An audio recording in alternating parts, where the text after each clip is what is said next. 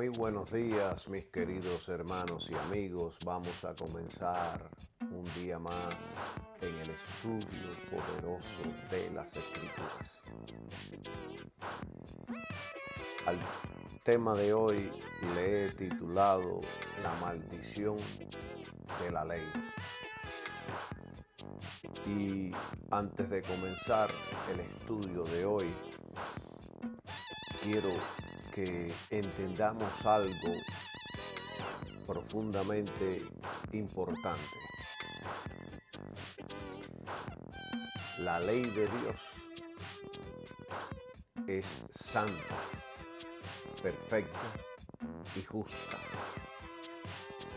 Pero nosotros no somos santos, perfectos, ni remotamente justos, por lo menos en la condición sin Cristo. Y aún estando en Cristo, no somos santos, perfectos, ni justos. Hablo de nuestra condición humana. No estoy hablando de nuestra posición en Cristo. Estoy hablando de nuestra condición humana. En el ser humano no hay nada santo, bueno, ni justo. De acuerdo a la ley poderosa de Dios. El problema nunca ha sido la ley. El problema siempre ha sido el hombre. Porque la ley exige perfección absoluta, pero ninguno de nosotros ha podido cumplirla. Ni religiosos, ni moralistas, ni buenas personas, ni la Madre Teresa de Calcuta. Todos hemos fallado delante de Dios. La Biblia dice en cierto lugar en el Antiguo Testamento, y después Pablo toma esa palabra al Nuevo Testamento, dice, no hay ni uno solo justo. Todos nos separamos de la gloria de Dios. Nadie es merecedor de la gloria de Dios. Entonces, si nadie puede cumplir la ley de Dios, ¿cómo puede el hombre salvarse? Y aquí es donde entra la gloria del Evangelio.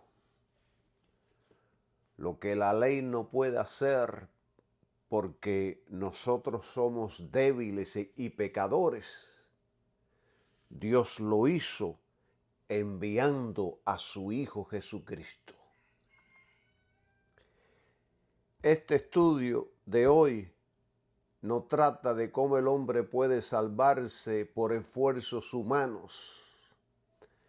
Trata de cómo Cristo vino a rescatarnos de la maldición de la ley por medio de su vida perfecta y de su sacrificio en la cruz del Calvario. Y vamos a tocar muchos puntos muy importantes para la iglesia del Señor. En ocasiones me siento cargado, me insulto, me ofendo cuando escucho a apóstoles modernos enseñar a la iglesia maldiciones generacionales sobre el creyente en Cristo. Esos mensajes producen más miedo que fe, más esclavitud que libertad, y pone al creyente mirando demonios, maldiciones y árboles generacionales en vez de mirar a Cristo y su obra perfecta. Estos no son apóstoles de Cristo.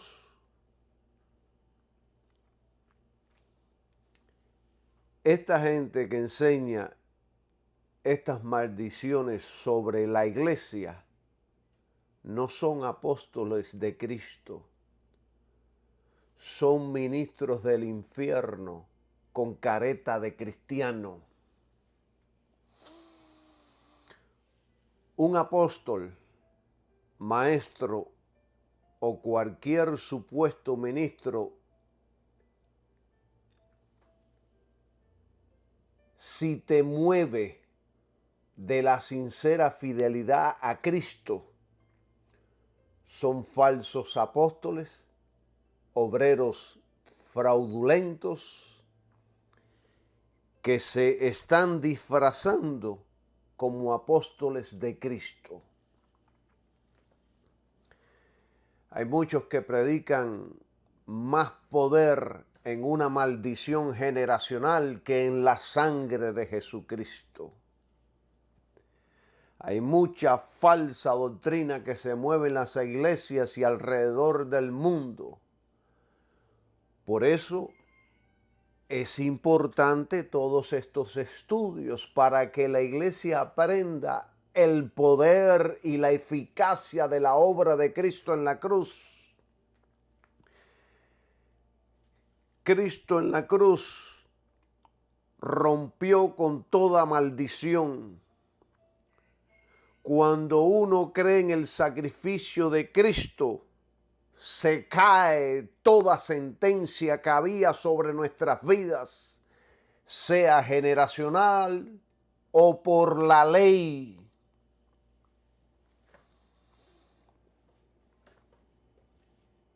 Es Cristo quien remueve toda maldición. No es el apóstol. Hay apóstoles que desde un púlpito declaran: yo cancelo toda maldición de pobreza, de enfermedad, de escasez, de pecados, de hábitos, etc. Eso es antibíblico. Estas prácticas no son cristianas. Cristo en la cruz logró toda la victoria y toda la liberación, por lo menos para los que creen. No fue tu apóstol ni mi apóstol, fue Cristo el Señor y nadie más. La Escritura enseña que la obra de Cristo en la cruz fue completa, perfecta y suficiente para romper la condenación del pecado y la maldición de la ley sobre todo aquel que cree. No fue un apóstol, ni un profeta, ni un hombre desde un púlpito quien venció la maldición. Fue Cristo crucificado y resucitado, el único, el Hijo del Dios viviente, nadie más. Por eso creo que quien se pone al frente a romper y a cancelar, no está rompiendo ni cancelando nada. Ya todo fue hecho por Cristo en la cruz. Todo lo que el creyente debe hacer es creer y solo creer, y la obra de Cristo se hará realidad en su vida. Pablo lo dijo claramente allá en Gálatas capítulo 3, versículo 13. Cristo nos redimió de la maldición de la ley, hecho por nosotros maldición. Y aquí el verbo redimió habla de comprar y liberar completamente. No es el apóstol quien te redime, no es el profeta quien cancela tu maldición. La Escritura dice claramente, Cristo nos redimió.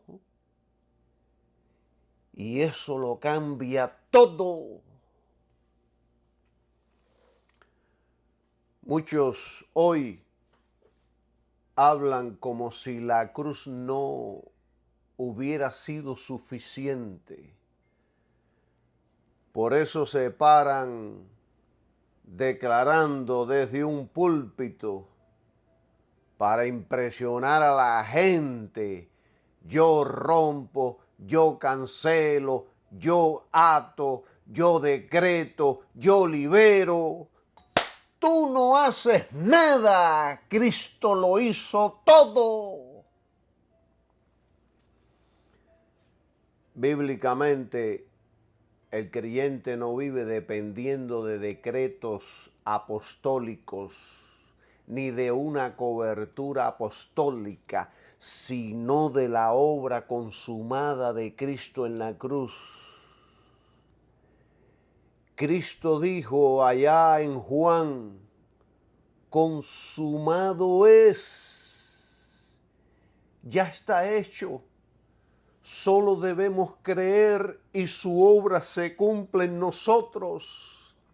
La liberación verdadera ocurre cuando el pecador cree en Cristo y es unido a Él por la fe.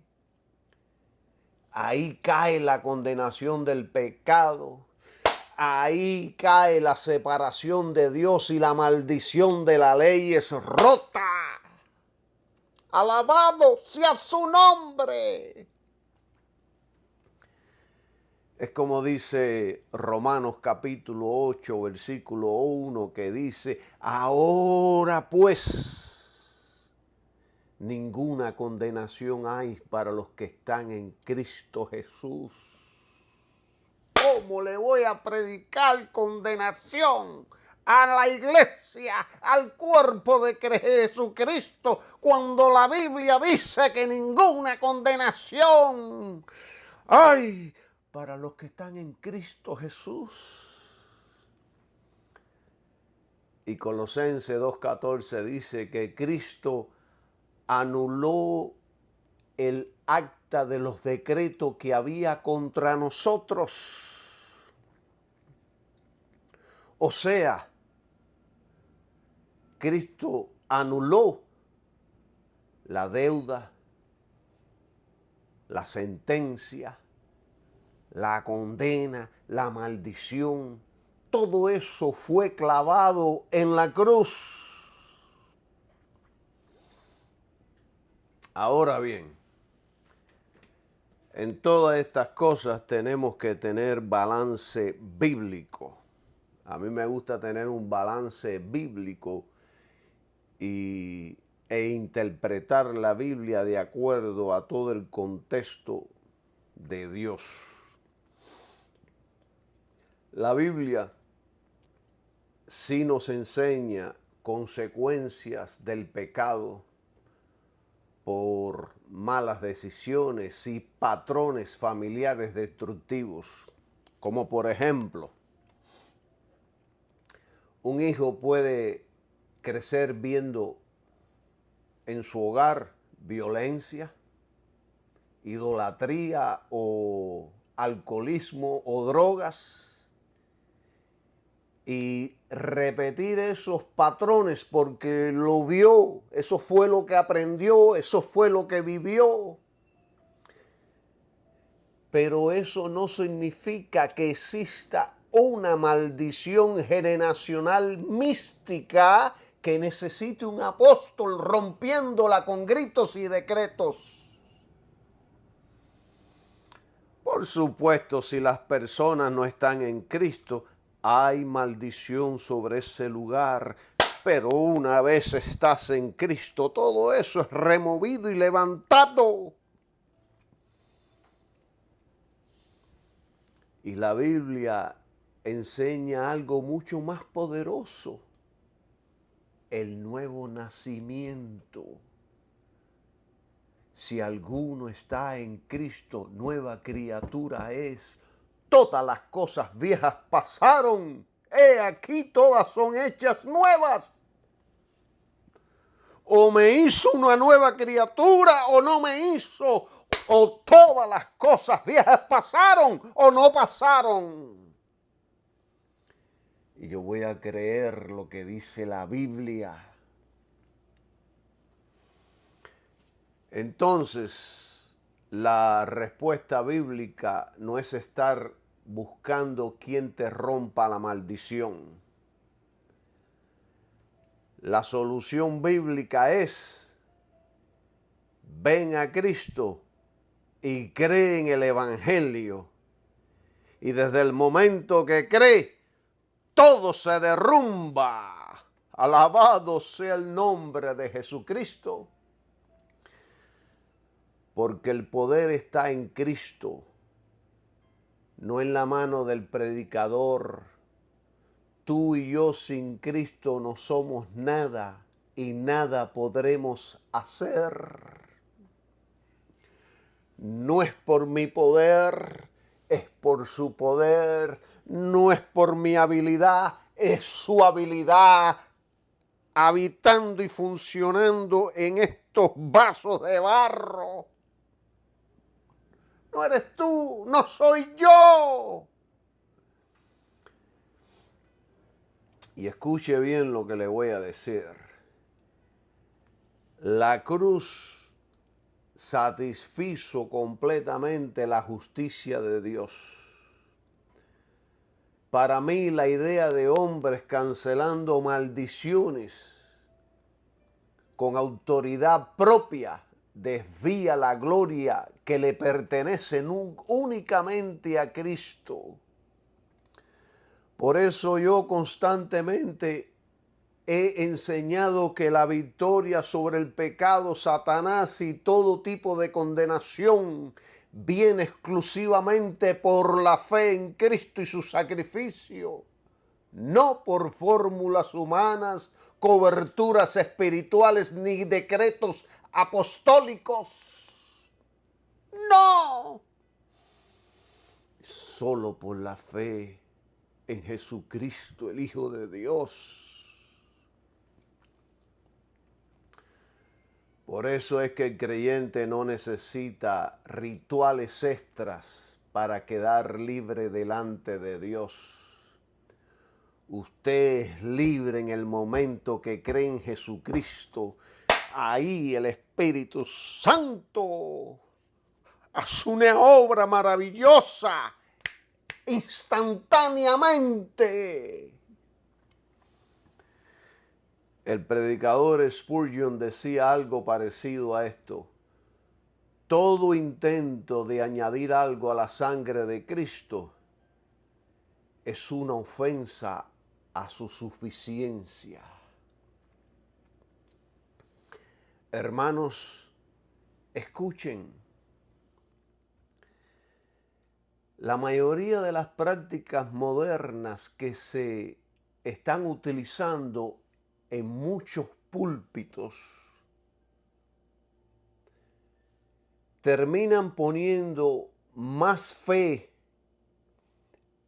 en el ungido, el decreto, la cobertura, en la campaña de milagros, en el aceite de la santa unción, en el vaso de agua con poder mágico, en la declaración, en la ofrenda, en el dinero, que en Cristo crucificado.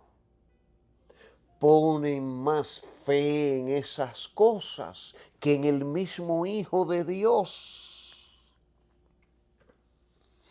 Y eso es muy peligroso, porque estás quitando tus ojos de Jesús y poniéndolo en un vaso de agua.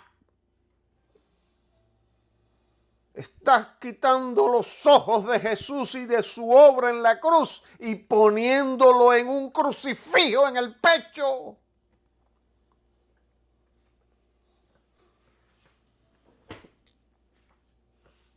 Yo tengo que predicar y enseñar todo esto por toda la falsa doctrina y la falsa enseñanza que hay en muchas iglesias. Y te digo algo más profundo. Cuando un hombre dice desde un púlpito, yo cancelo toda maldición, está ocupando el lugar que solamente le pertenece a Cristo como mediador. Porque la Biblia dice, y Pablo lo enseñó, que hay un solo mediador entre Dios y los hombres, Jesucristo hombre.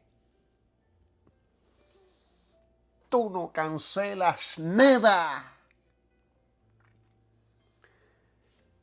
El ministro verdadero no reemplaza a Cristo. El ministro verdadero, y escuche bien esto claro, bien claro, que nunca se lo olvide.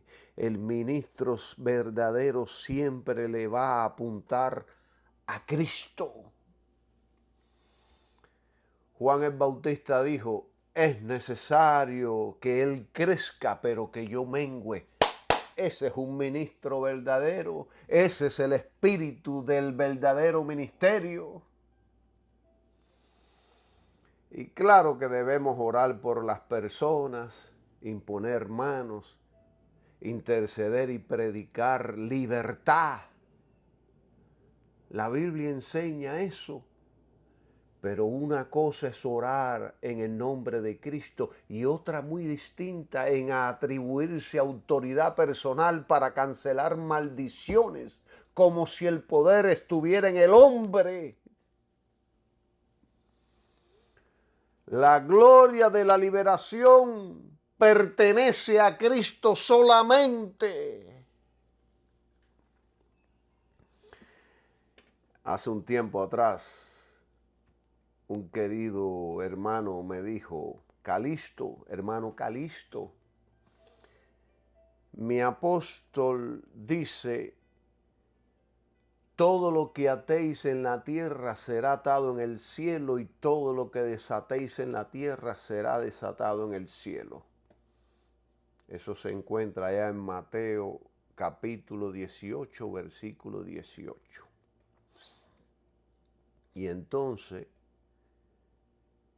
usan este versículo para practicar cosas que el Espíritu Santo no ha ordenado. Vamos a estudiar lo que dice tu apóstol o tu pastor que se apoya en este versículo. Este es precisamente uno de los textos que más usan y es un texto que se saca de contexto para justificar autoridad exagerada sobre demonios, maldiciones, decretos y supuestos poderes apostólicos. ¿De qué está hablando Cristo en el contexto allí en Mateo 18? ¿De qué está hablando Cristo?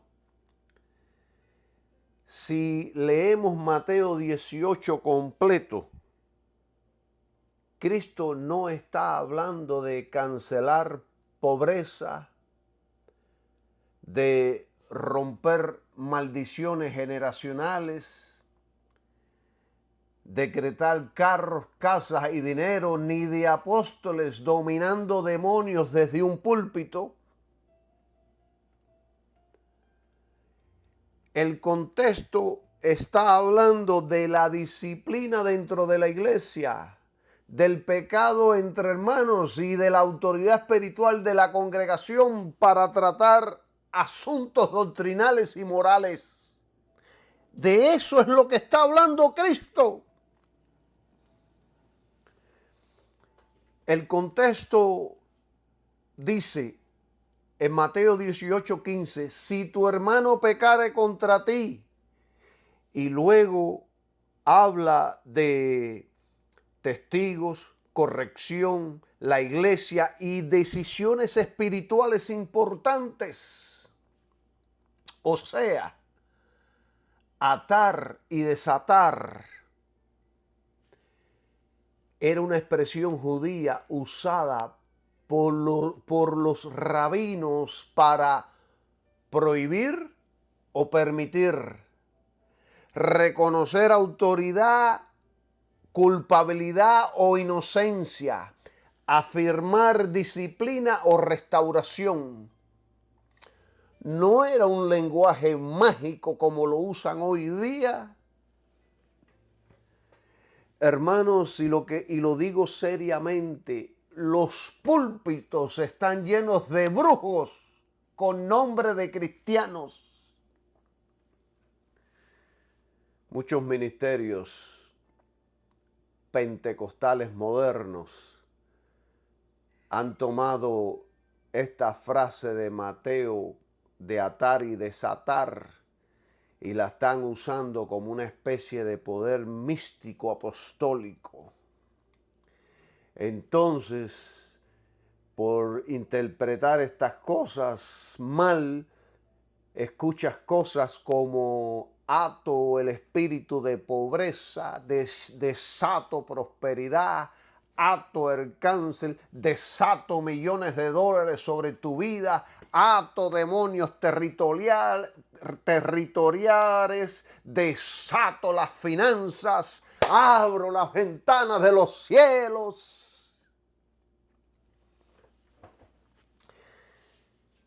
Y últimamente hay una moda nueva que dice, abro los portales de la prosperidad del cielo, y empiezan a mencionar naciones, Argentina, México, la iglesia de fulanito de tal, yo tengo la autoridad para entrar al cielo ahora y empezar a abrir las ventanas.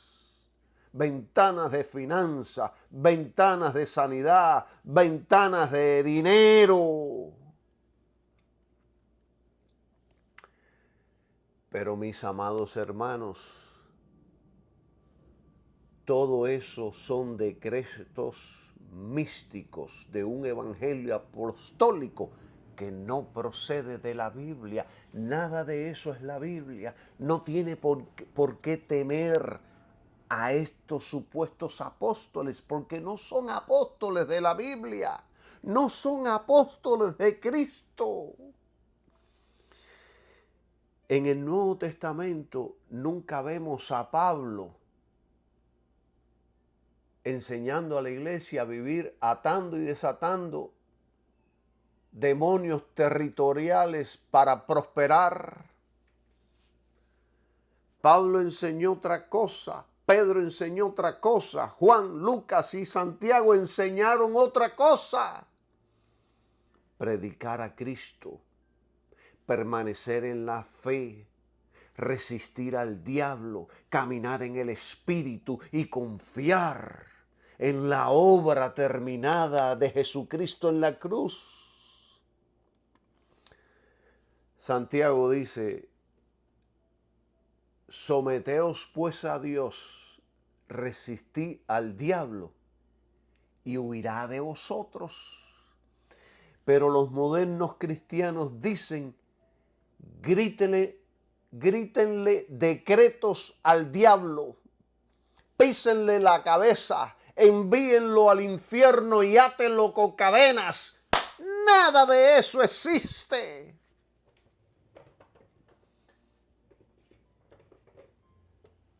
Usted quiere atar verdaderamente las obras del diablo.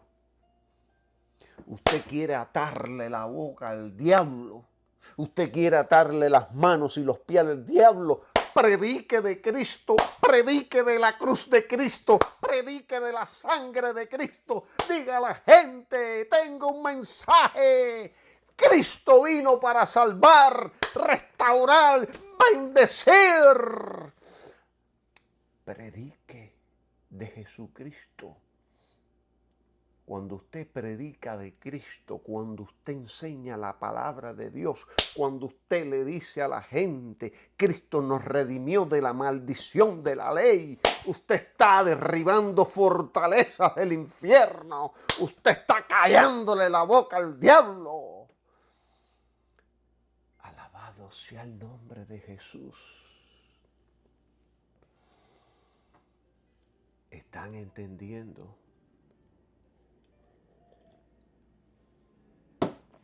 Quiera Dios que estén comprendiendo. El erudito en el griego Kenneth West escribió algo poderoso sobre Mateo 18:18. Él explica que la expresión en griego de Mateo 18:18 tiene un matiz poderoso y que el texto indica: lo que ustedes aten en la tierra habrá sido atado ya en el cielo. O sea, la autoridad de la iglesia no origina decisiones independientes de Dios. La iglesia reconoce lo que el cielo ya determinó conforme a la verdad ya revelada. Y esta interpretación de Kenneth West destruye la idea de hombres decretando realidades por poder propio, porque yo soy un apóstol, porque yo tengo la unción. Jimmy Swaggart escribió que el poder del creyente está en la fe en Cristo y la cruz, no en fórmulas verbales de ato y desato. La verdadera libertad no viene porque un hombre grite, yo ato. La verdadera libertad viene porque Cristo ya venció. ¿Y qué dice la Escritura? Que nuestra fe vence al mundo. No una fe empresarial, no una fe de yo soy el campeón, no una fe positiva. La fe que vence al mundo es la fe en el Hijo de Dios. Es la fe en ese sacrificio de sangre. Allí tú vences el mundo, la carne y el diablo, todo. Fue por eso que la maldición cayó. En Colosenses 2:15, la Escritura dice así: y despojando a los principados y a las potestades, los exhibió públicamente, triunfando sobre ellos en la cruz. ¿Quién fue el que triunfó? Cristo. No fue el apóstol moderno, no fue el decreto, no es tu cobertura espiritual, no es el ritual, no es la fórmula. Fue Cristo quien venció. Y el creyente participa de esa victoria por medio de la fe en Él. No por decretos, no por fórmulas, no por rituales, solo tu fe en Jesucristo vence al mundo. La Biblia enseña que el hombre sin Cristo está bajo pecado, condenación, maldición. Es un muerto espiritual. Está bajo el dominio de Satanás, bajo el reino de las tinieblas. Seas quien seas, así seas la persona más importante e influyente en el mundo, sin Cristo estás bajo la maldición de la ley de Dios. Sin Cristo estás bajo un reino que Pablo lo llama tinieblas. Allá en Colosense, capítulo 1, versículo del 13 al 14, Pablo dijo, el cual, hablando de Dios, nos ha librado de la potestad de las tinieblas y trasladado al reino de su amado Hijo, en quien tenemos redención por su sangre, el perdón de pecados. Esto es un versículo muy poderoso. Aquí la Escritura nos muestra dos reinos espirituales completamente diferentes. El reino de las tinieblas y el reino de Cristo. Y aquí hay algo muy poderoso. La Biblia no presenta al hombre como un ser neutral espiritualmente. Les voy a explicar.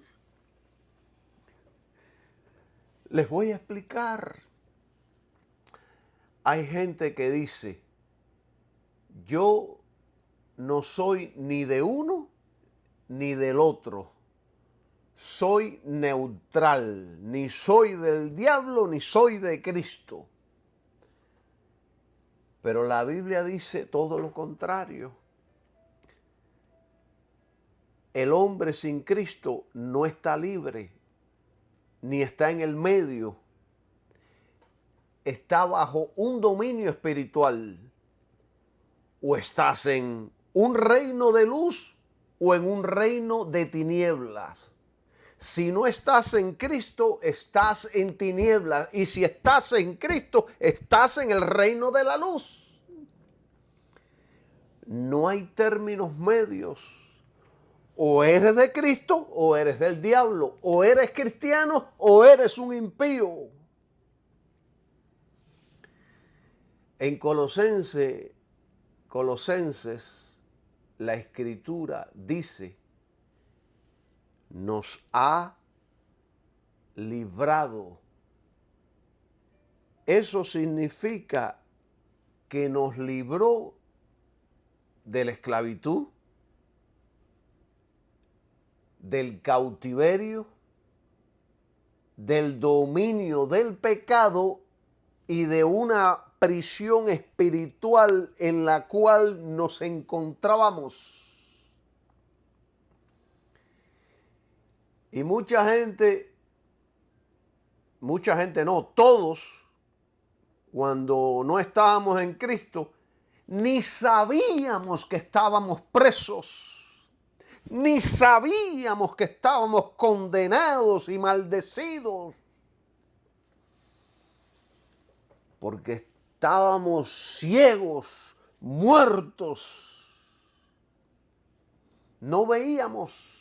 Es como dice allá un salmo, que las imágenes tienen ojos mas no ven, oídos mas no oyen, boca mas no hablan. Así es el pecador sin Cristo. No ve, no escucha, no habla, no sabe. La palabra potestad que habla Colosenses, allá en Colosenses 1:13, habla de autoridad, dominio, jurisdicción, jurisdicción. O sea, antes de Cristo el hombre estaba bajo otra autoridad espiritual. Y notemos algo aquí poderoso que la mayoría de la gente no ve, no se pone a analizar las palabras. Nosotros mismos no salimos de las tinieblas. Y esto es importante decirlo porque muchos dicen, yo mismo decidí aceptar a Cristo. Pero la Biblia nos enseña otra cosa. La Biblia dice, no me escogiste vosotros a mí, los escogí yo. Además, un muerto no puede resucitar por sí mismo. Dios tiene que resucitarlo para que pueda ver y acertar a Cristo. Hermanos, entiendan que un muerto no ve, no oye, no responde, no puede darse vida a sí mismo. Dios tiene que intervenir. Por eso es que Cristo dijo, ninguno puede venir a mí si el Padre que me envió no le trajere. Gracias, Padre, porque fuiste tú quien me trajiste a tu Hijo Jesucristo. Fuiste tú quien me presentó a tu Hijo Jesucristo. Gracias, Padre, en el nombre de tu Hijo Jesucristo. Te adoro. Santificado sea tu nombre, poderoso Padre. Y este solo versículo destruye la teología moderna de que el hombre por sí solo puede producir vida espiritual desde su carne caída. No puede. No puede. Y en esto a mí me gusta mantener un balance bíblico, porque también la Biblia enseña nuestra responsabilidad. O sea, enseña nuestro libre albedrío. Dios te ilumina. Dios te quita la ceguera. Pero nos toca a nosotros dar el paso y aceptar a su Hijo Jesucristo. En esto que estoy enseñando hay balance bíblico y doctrinal. Así es como se enseña. Dios te revela, Dios te toca, Dios te ilumina, Dios abre tus ojos. Tú ves y tú tomas la decisión. Y yo creo, y es mi opinión, que todos los seres humanos tendrán por lo menos una oportunidad en su vida de tomar esta decisión. Yo tengo un amigo que decía, no, cuando antes de morir yo voy a tomar la decisión y voy a aceptar a Cristo. Por ahora voy a disfrutar la vida. Pero ese día nunca llegó para mi amigo. Aún estando ahí en el lecho de la muerte, no pudo arrepentirse. Decía, no puedo arrepentirme. Alabado sea el nombre de Jesucristo. Gloria sea el nombre de Jesús. Porque el Evangelio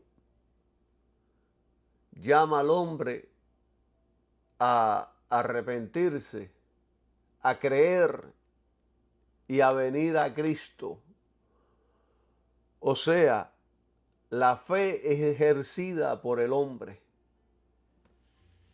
pero es Dios quien abre el corazón y la vida espiritual para que nosotros podamos responder. Yo recuerdo cuando yo acepté a Jesucristo, yo estaba viviendo en los días más oscuros de mi vida. Y en aquella oscuridad, en aquella prisión, en aquella vida de tinieblas, allí Dios me visitó, me quitó la venda que estaban en mis ojos y pude nacer de nuevo. Alabado sea el nombre de su Hijo Jesucristo. Cuánto recuerdo ese día. Gracias, Señor Dios Todopoderoso. Un ejemplo de cómo Dios hace las cosas lo tenemos en la vida de Lidia. Cuando Pablo estaba predicando, dice que el Señor abrió el corazón de ella para que estuviese atenta al mensaje que estaba dando el amado, el apóstol Pablo. Y yo, Calixto Villa, no soy como algunos maestros que enseñan que Dios te obliga a creer. Quieras o no quieras, eso es falsa doctrina. Eso no es lógica bíblica. Spurgeon solía decir, la fe misma es un regalo de Dios. De otra manera, nadie creería. ¿Ven? Estos son maestros ungidos por Dios. No son los mequetrefes estos que tenemos hoy día, que todo lo que piensan y lo que tienen delante de sus ojos es un billete de $. Por esto, pero todo esto no significa que el hombre sea un robot. Significa que la salvación es tan sobrenatural que si Dios no obra primero, nadie vendría a Cristo. Es Dios, por medio del Espíritu Santo, quien busca al pecador, reconciliando al mundo con Dios, dice Pablo. Dice Pablo, es como si Dios estuviera rogando a través de nosotros, diciendo, reconciliaos con Dios por medio de su Hijo Jesucristo. Y pensar así, esto produce humildad, porque nadie puede decir, yo me salvé a mí mismo. No, el creyente tiene que decir, Él nos ha librado. La salvación no es simplemente adoptar una nueva religión. Es un traslado espiritual de un reino a otro. Hay algo que sucede en nuestro interior. En el momento que creemos, algo se rompe. Alabado sea Jesús. Ese es el milagro más poderoso que pueda existir. Antes estábamos bajo Adán, bajo pecado, bajo condenación, bajo tinieblas, bajo el control de los demonios, bajo maldición. Hermano Calixto, yo no estoy en Cristo y no soy controlado por ningún demonio. Mucha gente que me han dicho eso. Y yo les voy a decir algo. El que no está en Cristo está en tinieblas. y el rey de las tinieblas es Satanás y sus demonios. Y ellos controlan a todos los que no son de Cristo. Así tengas puesta una corbata, un traje italiano, mucho dinero y poder. Los judíos religiosos pensaban de que el Dios de ellos era Jehová, Adonai, el Todopoderoso. Ellos eran religiosos a rajatabla. Y Jesucristo les dijo a ellos, ustedes son hijos de su padre el diablo, ustedes son hijos del diablo. Jesucristo se lo dijo. Pero ahora estamos en Cristo, bajo gracia, bajo justicia, bajo el reino de su amado Hijo. Y aquí está el centro de todo esto. En su Hijo tenemos redención, salvación por su sangre. Su sangre nos redimió, nos salvó, nos liberó. No fue por obras, por la ley, por méritos o por esfuerzo humano. Fue por la sangre de Cristo. Por eso es muy importante la sangre. Yo me refugio bajo su sangre. Yo me refugio bajo ese sacrificio que él hizo ahí en la cruz. Alabado sea el nombre de Jesucristo. Qué poderoso es Dios. Hermanos y amigos, el hombre caído no es solamente culpable delante de Dios, sino que también es esclavo del pecado y esclavo de Satanás. Así él tenga conciencia de ello o no lo tenga. Así que la única salida del reino de las tinieblas es la fe en Cristo y en su sacrificio. Hay muchos que creen que los problemas del hombre son la falta de dinero, la educación, la autoestima, las oportunidades, el trabajo, la motivación, etcétera. Pero la Biblia dice que el problema principal del hombre es espiritual. Está separado de Dios y bajo tinieblas. En el mundo hay gente con mucho dinero, educación, éxito, fama y poder que están endemoniados. Yo conozco a pastores que cuando no tenían dinero eran apasionados por Cristo y el ministerio. Y una vez que recibieron dinero, toda la unción y la pasión desapareció. Y hoy todo lo que persiguen es a Mamón. Y el que persigue a Mamón, la unción desaparece.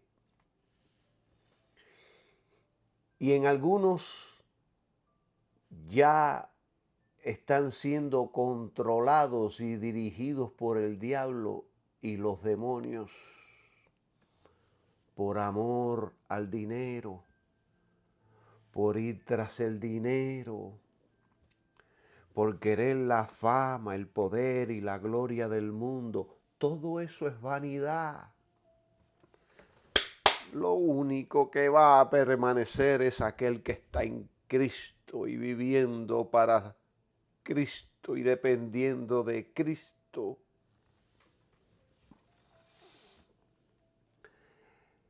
El mundo está lleno de gente con gloria terrenal, pero la gran mayoría están poseídos por el diablo y sus demonios. Y si usted no cree en esto que yo estoy diciendo, mira Hollywood. gente con mucha pompa y gloria, pero la gran mayoría han vendido su alma al diablo y están endemoniados. Y todos por dinero, por fama y por poder. La Biblia enseña que una persona puede tener dinero, fama, belleza, influencia, reconocimiento mundial, y aún así vivir vacío o vacía, esclava del pecado y lejos de Dios. El actor Jim Carrey, uno que hace películas de cómicas, dijo en una entrevista en televisión: creo que todos deberían hacerse ricos y famosos y lograr todo lo que soñaron para que vean que esa no es la respuesta. Y este hombre ha ganado millones y después se puso a hablar muchas cosas que suceden allá en Hollywood, donde la gente vende su alma al diablo y donde se hacen mil cosas diabólicas. Salomón tuvo riquezas, mujeres, poder, fama, placer, conocimiento, sabiduría, y terminó diciendo: vanidad de vanidades, todo es vanidad. Muchos artistas y celebridades terminan siendo ricos, bien ricos, deprimidos, vacíos, esclavizados por drogas, ansiedad, suicidio, inmoralidad, confusión interior, vacío. Y esto nos enseña algo profundo: que el alma humana fue creada para Dios, no para la fama. Es como decía el famoso Blaise Pascal: existe un vacío en forma de Dios en el corazón humano. Y es la verdad. Y es la verdad. Y en muchos púlpitos, desgraciadamente, y digo desgraciadamente, hoy día hay un espíritu carnal y diabólico con obsesión por la grandeza, los números, la influencia, el lujo, los aplausos, los títulos, la fama, el poder. Y eso produce ministros que quieren ser vistos, no como Cristo, sino como celebridades, no como siervos, sino para ser servidos.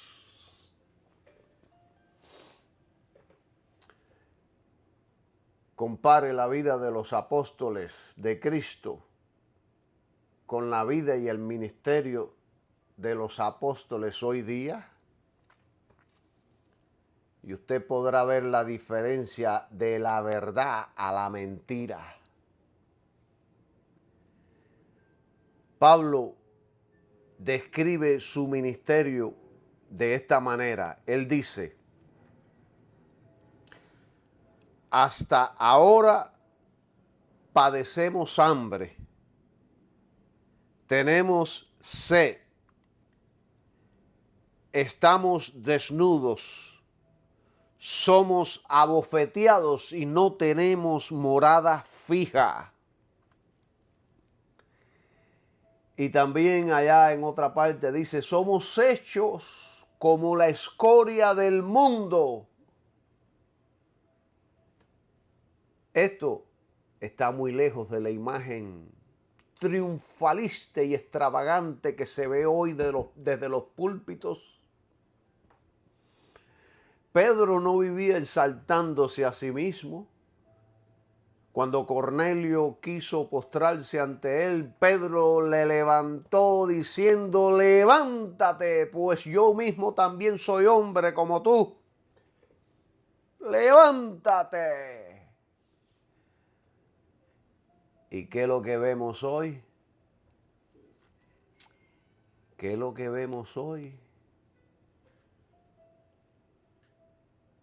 No quiero tocar estos puntos ahora porque me voy a desviar del tema.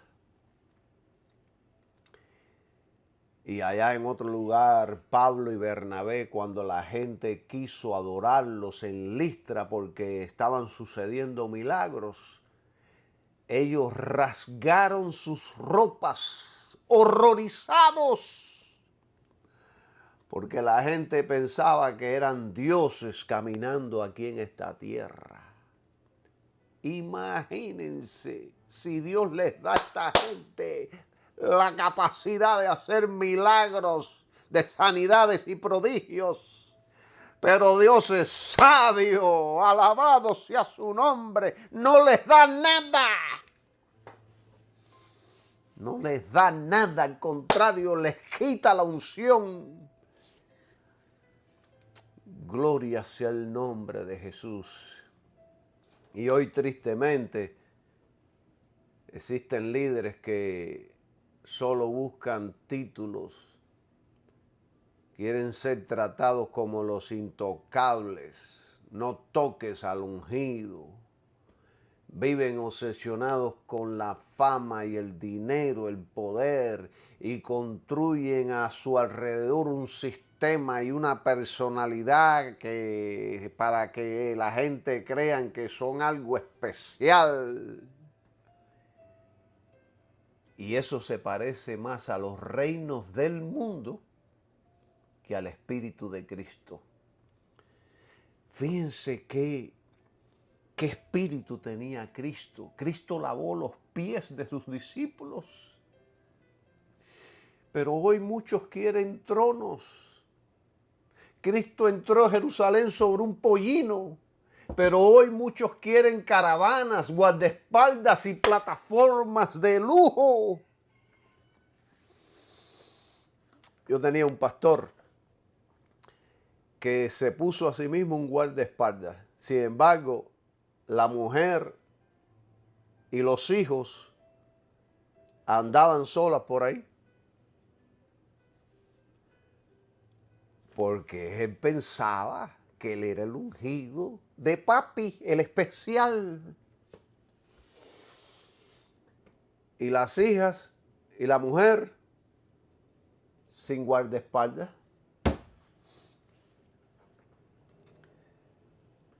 Pablo decía: porque no busco lo vuestro, sino a vosotros. Este es el ministro. Pero muchos ministerios modernos, lamentablemente, parecen buscar más lo vuestro. Por supuesto, aquí yo no estoy generalizando, no todo pastor conocido o ministerio grande es falso.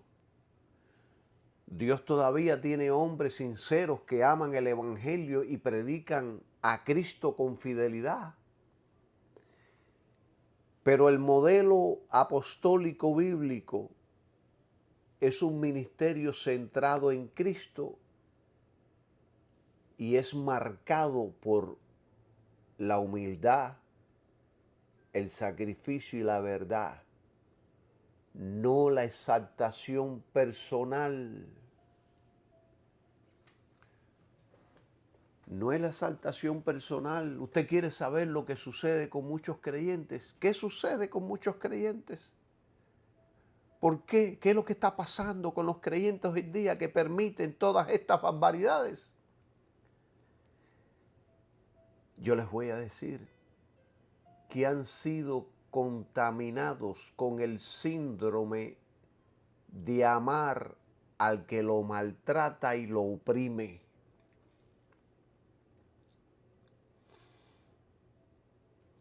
han sido contaminados con un virus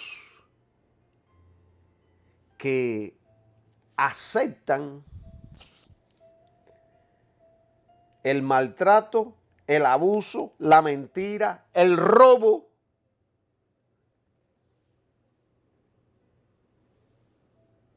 del malo, del delincuente. Y esto ocurre mucho.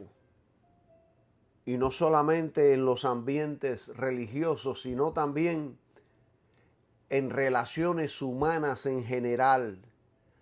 Hay personas que terminan desarrollando una dependencia emocional o espiritual hacia líderes, parejas o figuras de autoridad que los manipulan, controlan o maltratan. Hay otro síndrome que dice que la persona secuestrada en ocasiones se llena de admiración o se enamora del secuestrador. Voy más profundo. En el mundo religioso esto es muy peligroso, porque cuando un líder utiliza el miedo, la culpa, las amenazas espirituales, la manipulación emocional o las falsas doctrinas de cobertura y sumisión absoluta para mantener a las personas sometidas, entonces algunos creyentes llegan a pensar: si me corrige duro es porque me ama.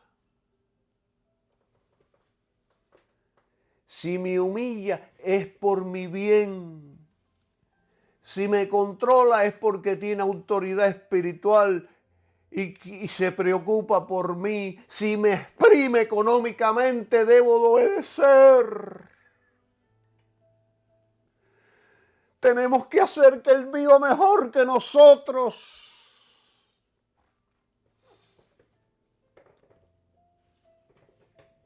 Y poco a poco terminan confundiendo el abuso con amor espiritual.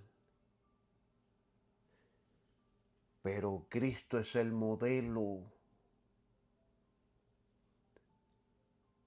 El modelo de Cristo no fue manipulación ni explotación. Nuestro modelo es Cristo. El liderazgo bíblico guía, protege, alimenta, corrige con la verdad y amor,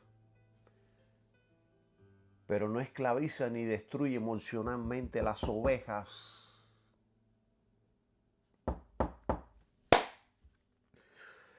Ay, bendito Jesús, si yo les enseñara todo lo que me viene a la mente. Pablo mismo dijo: no que nos enseñoreemos de vuestra fe. Y esto es poderoso, porque el ministro verdadero no domina la conciencia de la gente, no reemplaza a Cristo, no crea dependencia enfermiza hacia sí mismo. La Biblia, por supuesto, que enseña corrección, disciplina y exhortación sana. Y a veces hay que confrontar y la confrontación duele, pero una cosa es corrección bíblica con amor y otra muy distinta es abuso espiritual constante. Charles Spurgeon decía que el verdadero pastor alimenta ovejas, no se alimenta de ellas. Y cuando una persona ama más al líder que a la verdad bíblica, se vuelve vulnerable a ser manipulada. Qué poderoso es Cristo. Miren, ya voy terminando. Y escuchen, uno de los termómetros más claros para discernir un ministerio es este que les voy a enseñar. ¿Quién recibe la gloria al final? ¿Cristo o el hombre? Hermanos y amigos, Cristo no vino a mejorar al hombre. Cristo vino a rescatarlo. Porque si el problema del hombre solo fuera ignorancia, pobreza, traumas y falta de motivación, entonces Cristo habría venido como filósofo, psicólogo, motivador, político o reformador social. Pero Cristo vino como Salvador. ¿Saben por qué? Porque el hombre estaba perdido espiritualmente, muerto, condenado y maldecido. Bendiciones para todos y que tengan un maravilloso día. Amén.